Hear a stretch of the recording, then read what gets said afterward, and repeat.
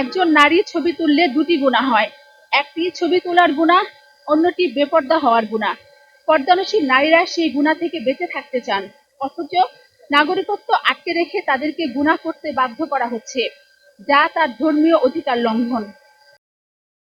মহিলা আঞ্জুমানের প্রতিনিধিগণ বলেন, একজন নারীর ছবি তুললে দুটি গুনাহ হয়, একটি ছবি তোলার গুনাহ, অন্যটি বেপর্দা হওয়ার গুনাহ। আমরা পর্দাশীল নারীরা সেই থেকে বাঁচতে চাই। ইসি কর্মকর্তারা আমাদের নাগরিকত্ব আটকে রেখে সেই গুনাহ করতে বাধ্য করতে পারে না। এছাড়াও তারা 3টি দাবি পেশ করেন। তাদের প্রথম দাবি, বিগত 16 বছর পর্দাশীল নারীদের মানবাধিকার হরণ করা ইসি কর্মকর্তাদের বিচার করা হোক।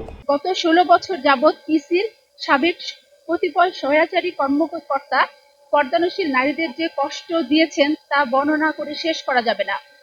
দ্বিতীয় দাবি, পর্দাশীল নারীদের ধর্মীয় ও প্রাইভেসি অধিকার অক্ষুণ্ণ রেখেই এনআইডি প্রদান করা হোক। তৃতীয় দাবি, পর্দাশীল নারীদের ফিঙ্গারপ্রিন্ট নেওয়া মহিলা অফিস সহকারী বাধ্যতামূলক করা হোক। যে সমস্ত সাবেক ইসি কর্মকর্তা পর্দানশীল নারীদের মানবাধিকার হরণ করেছে তাদের বিচারের আওতায় আনা। 2, পর্দানশীল নারীদের ধর্মীয় ও প্রাইভেসি অধিকার অক্ষুণ্ণ রেখেই অবিলম্বে এনআইডি প্রদান করা।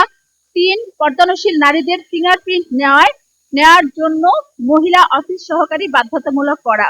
এবং এই দাবির পক্ষে আমাদের মূল বক্তব্য হচ্ছে, জাতীয় নির্বাচন কমিশন উক্ত দাবিসমূহ আগামী 1 সপ্তাহের মধ্যেই পূরণের আশ্বাস দিবেন এবং দ্রুত বাস্তবায়নের উদ্যোগ নেবেন।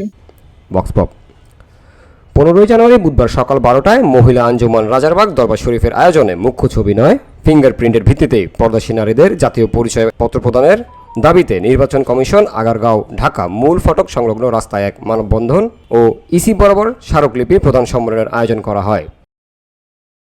পরিপূর্ণ পর্দা বলে একটা বিষয় আছে, কেউ হয়তো পুরো মুখ ঢাকে, আবার দেখেন তো চোখ ঢাকে। তো ওনারা যেটা করতেছেন পরিপূর্ণ পর্দাটা অনুসরণ করতেছে। এখন আপনি বলতে পারেন তাহলে কি ওনারা ভুল করতেছে? আসলে এটার মধ্যে অনেক পার্থক্য থাকে। আপনি কিন্তু দেখেন যে ইহুদি ধর্মের মধ্যে কিন্তু অনেক পার্থক্য আছে, খ্রিস্টান ধর্মের মধ্যে কিন্তু অনেক আমলে পার্থক্য আছে। পার্থক্য কিন্তু কোনো সমস্যা না, বুঝি না। এটা কোরআন হাদিসের বিষয়। আপনি যদি এখন আমার কাছে জিজ্ঞেস করেন আমি বলতে পারি যারা পরিপূর্ণ পর্দা করে, হ্যাঁ, না তাহলে পরিপূর্ণ পর্দা হবে না। মহিলা আঞ্জুমানের প্রতিনিধিগণ বলেন, ছাত্র জনতার অভ্যুত্থানের মূল লক্ষ্য ছিল বৈষম্যহীন সমাজ প্রতিষ্ঠা। গত 16 বছর শুধুমাত্র পরিপূর্ণ পর্দা করার কারণে নারীদের সাথে যে বৈষম্য হয়েছে, আমরা সেই বৈষম্যের পরিসমাপ্তি চাই। পিতামাতা বাংলাদেশী এবং তারা নিজেরাও বাংলাদেশে জন্মগ্রহণ করেছেন। তা সত্ত্বেও শুধুমাত্র পরিপূর্ণ পর্দা করার কারণে বাংলাদেশের নাগরিকত্ব বঞ্চিত হয়ে আসছেন। গত 16 বছর যাবৎ ইসির সাবেক কতিপয় স্বৈরাচারী কর্মকর্তা শুধুমাত্র মুখচ্ছবি না তোলার অজুহাতে পর্দানশীল নারীদের নাগরিকত্ব আটকে রেখেছেন।